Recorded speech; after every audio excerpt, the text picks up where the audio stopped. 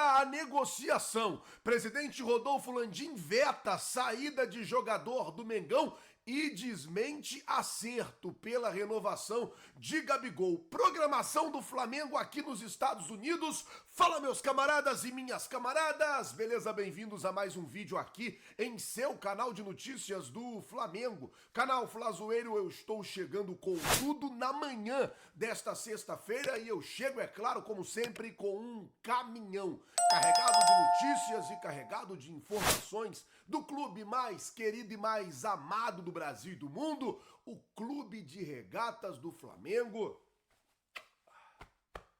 Nosso amor. Mas antes de qualquer coisa, na humildade, na moral, eu queria pedir a você que não é inscrito no canal, meu camarada, minhas camaradas, tem um botão aqui embaixo escrito inscreva-se. É muito importante para o nosso trabalho, também é muito importante para o nosso crescimento que você se inscreva no canal. Então você que não é inscrito, você não paga nada. Nós estamos aqui nos Estados Unidos fazendo a cobertura da pré-temporada do Flamengo, então você que quer ficar por dentro de tudo, já se inscreve aí no canal, acione o sino da notificação, deixa o teu like. Hoje é dia de Flamengo, tem Flamengo e Aster pelas quartas de final da Copa São Paulo de Futebol Júnior. O Flamengo vai enfrentar a equipe capixaba que eliminou o Palmeiras, eliminou também o Atlético Guaratinguetá, né, na fase já eliminatória, e agora vai enfrentar aí o Flamengo. Então a molecada hoje precisa entrar com o pé na porta, vencer esse jogo, se classificar aí para a semifinal da Copa São Paulo de Futebol Júnior. Vale lembrar também que no Rio de Janeiro segue se preparando a equipe alternativa aí com 12 jogadores oriundos da base do Mengão. Bom, falar agora aqui dos Estados Unidos porque tá definida a programação aqui já em solo americano. O Flamengo vai ter 11 sessões de treino, 2 folgas e 2 jogos. Então só para eu explicar para vocês, hoje o técnico Tite treina a equipe em 2 períodos. Amanhã também tem treino, domingo já tem jogo. Aí na segunda, depois do domingo já vai ser folga, segunda folga, e terça, quarta, quinta, sexta, sábado jogo, domingo... Desculpa, segunda, terça, quarta, quinta, sexta, treino aberto, sábado treino, domingo jogo. Depois na segunda tem uma folga e logo na terça, dia 30, o Flamengo vai voltar para o Brasil. Lembrando que o Flamengo volta daqui de Orlando direto para Belém para jogar contra o Sampaio Corrêa, já o jogo do Campeonato Carioca. Bom, falando ainda sobre aqui os Estados Unidos, ontem o Flamengo chegou e o presidente Rodolfo Landim veio junto com a delegação e ele deu ali mais ou menos uns 10 minutos de entrevista para a imprensa. E ele falou algumas coisas que precisam ser pontuadas aqui nesse vídeo ainda. Antes de eu falar desse negócio que foi fechado de última hora no apagar das luzes no Flamengo, o Landim ele falou sobre ter vetado a saída do Verton para o Santa Clara. Ele disse, cara, o Verton é um jogador que ele precisa sair, ele já venceu a idade e ele precisa jogar. Aquilo que eu já tinha falado, provavelmente no Flamengo, o Verton ele não vai ter espaço, ele não vai ter como jogar no Flamengo. Essa é a grande realidade. Então, o próprio Landim falou, a gente precisa fazer alguma coisa, mas será que precisa fazer alguma coisa agora?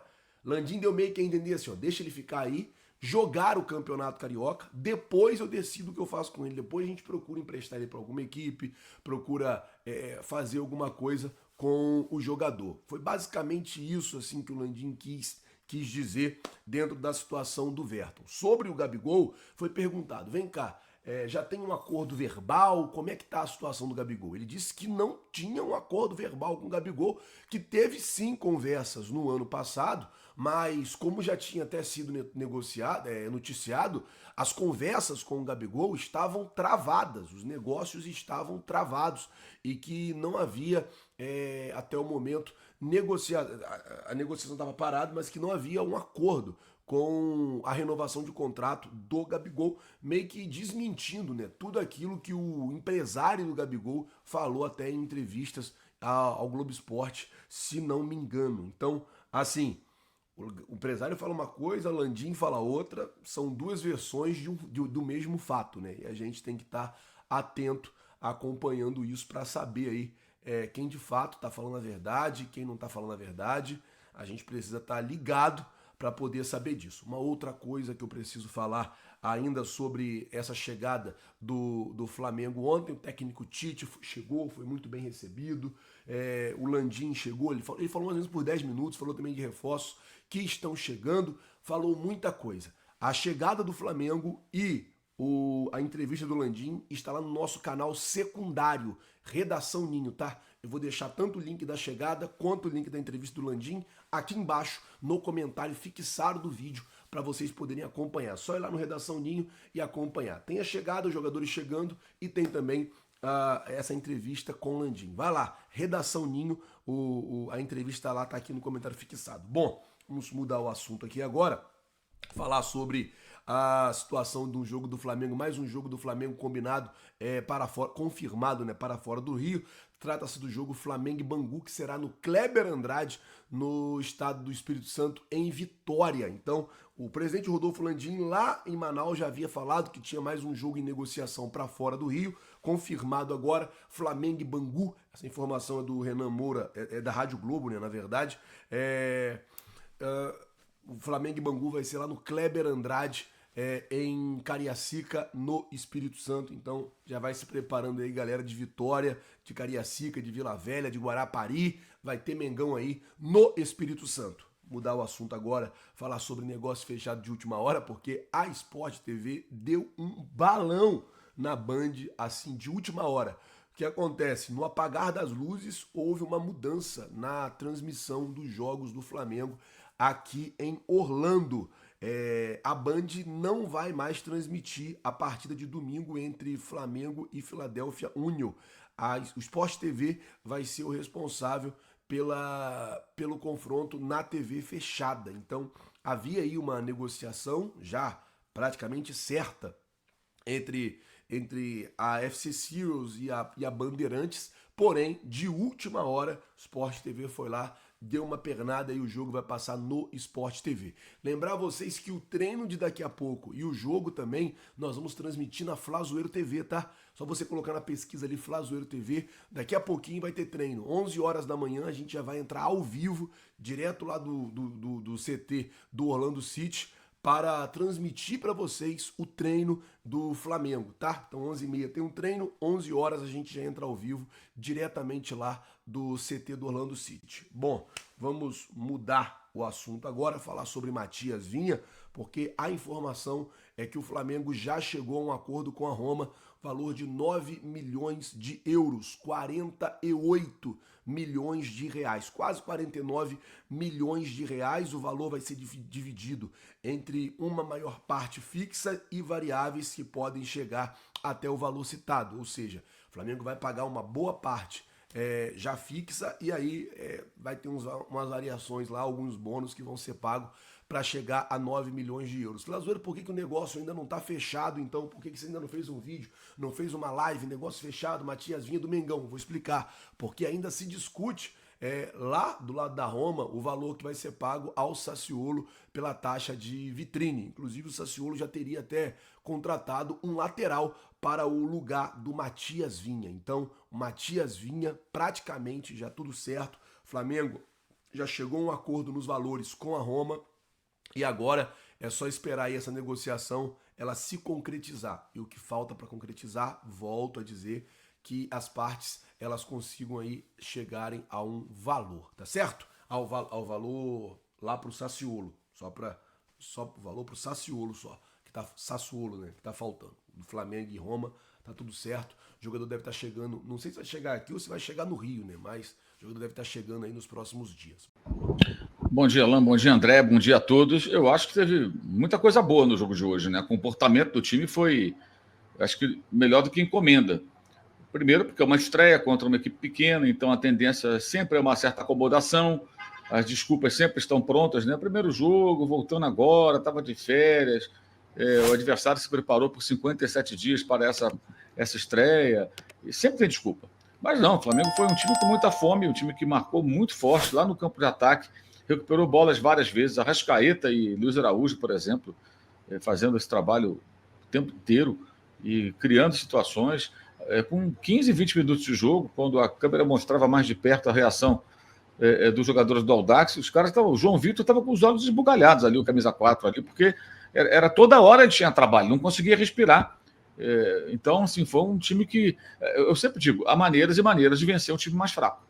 Você pode vencer com gol de pênalti roubado no último minuto, né? Jogando mal, e você pode passar o trator. Né? E o Flamengo ontem teve muita fome, muito apetite. Né? Claro que todas as ressalvas têm que ser feitas, ninguém aqui é idiota de achar que ganhou do Audax, agora vai ganhar do Real Madrid, pode esperar, essa coisa toda. Não, nada disso. A questão não é essa. A questão é que, para as circunstâncias, para uma estreia, houve empenho, dedicação. E vou lembrar aqui, o Flamengo fez um jogo em Manaus. Quase 45 mil torcedores naquela arena que normalmente não recebe público, não tem casa cheia. E enche quando o Flamengo vai lá. O Flamengo ia lá desde 2016, né? Então volta, ingressos caros, as pessoas lotam o estádio. Uma entrada patética, né, Mauro? Não sei se você lembra, né? Aquele Flamengo e Vasco, que eles saíram correndo, cravaram a bandeira no meio do campo. Né? Teve isso. Lá. Então você vê um Flamengo jogando com empenho, respeitando esse torcedor que pagou caro, que foi lá ver. Ao contrário do que aconteceu em Cariacica no ano passado, quando o Flamengo fez um jogo patético contra o Atlético Paranaense, tomou de 3-0, andando em campo, totalmente desinteressado, perdendo para um adversário importante, que foi o rival na final da Copa Libertadores, o rival de vários confrontos de Copa do Brasil nos últimos 5 anos, e perdeu por 3-0 sem constrangimento nenhum. Modo banana 2.0. Ontem não teve modo banana, o time jogou realmente de uma forma respeitosa para com a torcida, com a camisa, com empenho, e fez um bom jogo. Eu diria que o Audax, como outros times do Campeonato Carioca, esses times são quase que sparrings, né? Estão ali para testar essas equipes. E agora você pode treinar bem ou treinar mal. Se foi um treino ou algo próximo disso, foi um treino bem executado. E fica bem claro que a disputa por posições, esse acho que é o segredo para o Tite agora, e acho que é o que ele está tentando fazer. Colocar todo mundo motivado, brigando por espaço no time. Os jogadores sabendo que se não correr atrás, vai ficar de fora. Ontem você viu um Gabriel entrando no segundo tempo e querendo marcar de qualquer maneira, e parece até mais fininho, né? E lamentando gols perdidos. O Bruno Henrique idem. O Davi Luiz nem no jogo entrou. E vem aí o De La Cruz, significa que um dos titulares vai parar no banco. Um dos que jogaram ontem. Tem que sair alguém. O homem vai jogar. E ainda tem a possibilidade de chegar mais alguém se os dirigentes conseguirem contratações. Ou uma, pelo menos. Eu acho até que o Vinha vai acabar vindo. Acho que é uma questão até de... A gente vai falar mais sobre isso. Os outros mais difíceis. Mas já se pensa em outro zagueiro. Então a disputa vai ficar mais acirrada. E quem não correr atrás não vai jogar. E o Tite tem tamanho, né, gente, para isso. O Tite foi técnico da Seleção Brasileira das Copas do Mundo. E já está no Flamengo há alguns meses. Então ele tem tamanho para fazer da maneira dele, sem estardalhaço, sempre dizendo que todo mundo é maravilhoso, todo mundo é bom, que o Audax é bom, que o Campeonato Carioca é o mais difícil do Brasil. Então, ele fala essas coisas e não quer nem saber. Mas, enfim, ele tem tamanho para barrar um jogador importante e vai ficar no banco, como os caras ficaram no banco ontem. Então, eu achei que foi um cartão de visitas muito, muito interessante. Muito interessante, especialmente pelo comportamento. Que o que mais me... Eu vou dizer a palavra, que o único que eu encontro para isso o que mais me noja no futebol, não só no Flamengo, é jogador profissional, pago em dia, veste uma camisa importante, ídolos de torcidas numerosas e que não respeitam a camisa. E não jogar com o máximo de empenho é não respeitar a camisa. Preguiça em campo, isso é inadmissível. Isso é inaceitável. Isso acontece no futebol. E o Flamengo, no passado, fez muitas vezes a sua torcida se aborrecer com esse tipo de conduta. Ontem foi o contrário, então eu acho que ontem foi muito bom. Vejamos aí como é que vai ser no transcorrer da temporada, especialmente quando chegarem os adversários mais difíceis e tudo mais. E aí os testes mais válidos virão para ver se o Tite vai conseguir fazer desse Flamengo um time vencedor. E lembrou um pouco momentos do time do Jorge Jesus, com essa pressão alta, o famoso perde e pressiona, né? Que é como o Flamengo tem que jogar, na minha opinião. O time começa, ele se defende dessa forma. Ele começa a se defender dessa maneira, recuperando a bola, pressionando e não deixando com o adversário. E tem condições para isso, né, gente? Aqui no Brasil, o elenco do Flamengo é bom bastante para se impor tecnicamente sobre praticamente todos os adversários em quase todos os jogos, desde que bem treinado e aplicado. E talvez com 5 substituições, né, Mauro? Tecnicamente e fisicamente, porque você fazendo 5 substituições não sente tanto na parte técnica e consegue manter essa pressão por mais tempo, né? De repente, um segundo tempo, né? Fala um pouquinho aí da tua coluna sobre o jogo de ontem também. Bom dia, meu amigo. Sim, o volume de jogo, né? Eu acho que isso chamou muita atenção, né? Que é o quê? É você se instala no campo de ataque, busca os ataques, perde a bola, pressiona, recupera, volta a atacar. Achei muito interessante o trabalho de todos, defensivamente e ofensivamente, e isso não tem a ver com adversários, tem a ver com proposta de jogo. Então você viu muitas vezes o Pulgar aparecendo na área adversária com muito mais frequência do que se imaginava para um cara que é o primeiro volante do time, num meio-campo que basicamente, sim, marcador, só tem ele. Só que se todo mundo participar defensivamente, todo mundo pode participar ofensivamente. E foi o que se viu no time do Flamengo. Então era muita gente na área, jogadas saíam pelos lados, e na hora que saiu o cruzamento, você via 3, 4, 5 jogadores do Flamengo dentro da área adversária. E é isso que se espera de um time quando vai enfrentar um adversário muito mais fraco. É você amassar, empurrar ele para dentro da área, e se ele vacilar, você faz 1, 2, 3, 4. O Flamengo poderia ter feito 8-0 com tranquilidade no jogo. Criou para isso, para fazer essa vantagem, e essa postura se viu com alguma oscilação no segundo tempo, natural pela vantagem, pelas substituições, os jogadores demoram um pouquinho a entrar no ritmo, tem a questão do entrosamento e tal. Tudo isso foi pesado ali na hora de considerar a análise da equipe. Então teve esse período de oscilação, mas na maior parte do tempo o Flamengo buscou o ataque, buscou o gol, né? E eu achei muito interessante também as jogadas pelos lados, em que você sempre tinha 3 jogadores ali e não necessariamente com as funções muito definidas, assim, o lateral, o ponta está sempre aberto, o lateral está sempre apoiando por dentro, o meia também. Não, você via momento que o Luiz Araújo estava por dentro, quem estava aberto era a Arrascaeta. Do lado esquerdo, o cruzamento que o Gerson fez para o gol do Pedro, ele apoiou ali como um ala. Gol do Cebolinha, né, André? O gol do Cebolinha, o Luiz Araújo tá centralizado. Isso. Lá na esquerda, toca a bola pro Cebolinha. Exatamente. O Luiz Araújo estava aberto pela esquerda, o Cebolinha estava mais por dentro, e o Arrascaeta ali apoiando e não o Gerson. Então é isso que se espera. Beleza, vai fazer ataque posicional? Ok, mas não precisa ser aquela coisa muito definida assim, os pontos que vão ficar abertos, os laterais que vão apoiar por dentro, com o suporte dos meias, os meias vão encostar no centroavante. Não necessariamente. Você pode fazer uma mudança ali, você tem as posições a serem ocupadas, e os jogadores se revezam. E eu acho que, nesse sentido, o De La Cruz vai acabar sendo inserido aí. Ou no lugar do Gerson, ou no lugar do Luiz Araújo. E acho até mais provável que seja no lugar do Luiz Araújo, porque o Gerson jogou muito bem, e o Luiz Araújo, na minha opinião, Luiz Araújo e Ayrton Lucas, sem jogarem mal, mas destoaram do resto.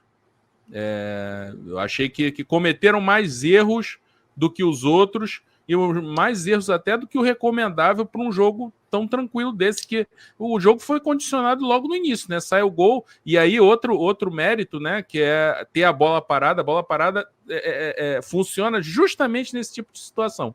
Um jogo contra pequeno, em que você precisa de um gol logo para condicionar o jogo, e você tem uma jogada forte de bola parada para conseguir fazer esse gol, e aí abre o caminho, né, para a construção de uma goleada e tal. E o Flamengo também mostrou que trabalhou isso durante a pré-temporada. Então, assim, é um início animador, sim, mesmo considerando a fragilidade do Audax. A gente sabe que cada jogo tem o seu contexto. Talvez lá nos Estados Unidos já seja diferente, até nos amistosos, né, no nível talvez seja maior, mais alto em relação ao Audax. Mas não importa, o que importa é você analisar desempenho, postura, proposta, e tudo isso a gente viu muito interessante dentro do que o Flamengo terminou 2023 e está começando agora. Tudo bem, eram jogos mais difíceis, era final de temporada, jogadores mais cansados, desgastados, muito desgastados emocionalmente. Agora tem aquela coisa, um novo Vida Nova, renovação,